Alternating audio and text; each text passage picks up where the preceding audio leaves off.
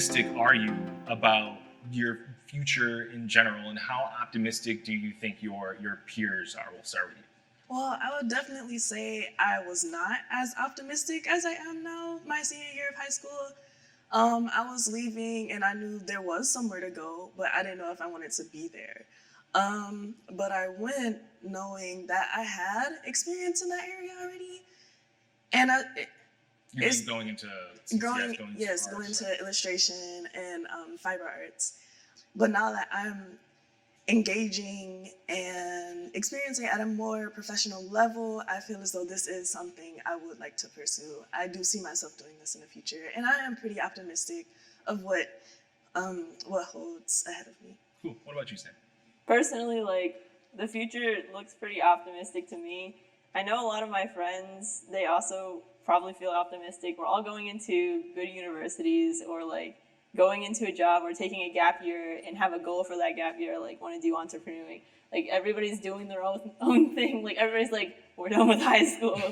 Let's move on to the future. So it's really, I don't know. Everybody seems happy around. What about you, Ken? I personally, now with the path that I have taken, I do feel very hopeful, just because there is a large need for trades. However, I know a lot of my friends that are still in university, they are a little bit fearful just because they're not sure what they want to do. Right.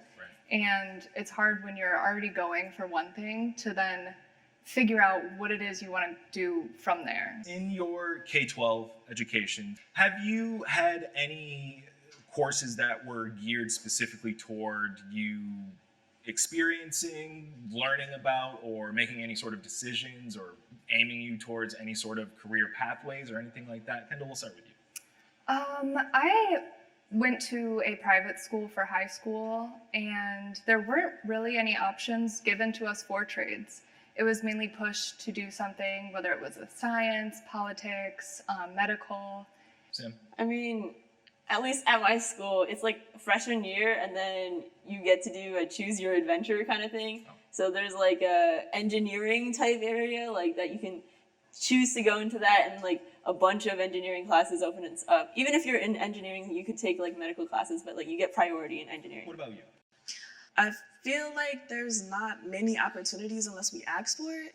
I'm really glad that so many people are asking now, because a lot of people in this generation don't really speak up for exactly what they want. Do you think that the guidance that you guys are getting is applicable to the world that you're going into? Sam, let's start with you. I mean, yes.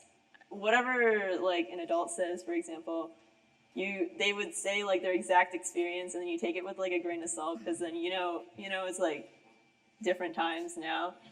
Same thing, grain of salt with everybody else's opinions. I do think that there is a little bit of a lack of understanding of what it is actually like to be in Gen Z per se, navigating the world, because it is changing. There's a lot of things that aren't the same anymore, whether it be, money or buying houses and things of that nature. It's much harder. And I think that, older generations really aren't equipped because we don't know where it's progressing. I usually, when people give me advice on where to go, I usually don't take it to heart unless they have some experience in that field. And even then, I still don't, hold it down in stone. Are you guys planning on staying in Michigan once you've graduated? I see you smiling already, so that doesn't bode well. And are your peers going to be staying here? What are the conversations that you guys are hearing amongst your friends? Unless you guys can bend the climate to be a little more warm. I don't think I can stand any more 6-month winters after I finish college. That's fair. Yeah, but everything here is perfectly fine. I think some of my peers are going to stay, but me, I'm not sure. I couldn't say. Sam, what about you? Because Michigan, obviously, engineering is something that we do better than a lot of people in the world. I'm just putting that out there. I know. Please stay. No, yeah.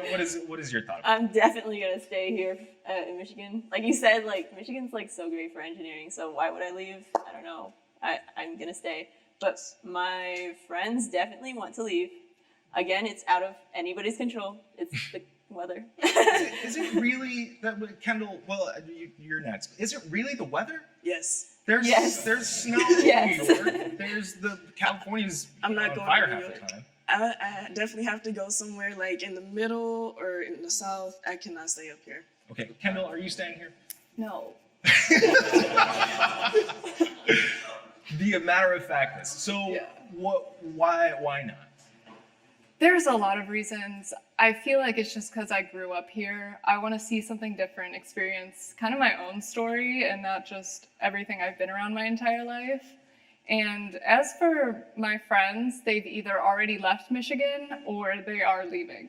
Watch One Detroit, Thursday at 7:30 p.m.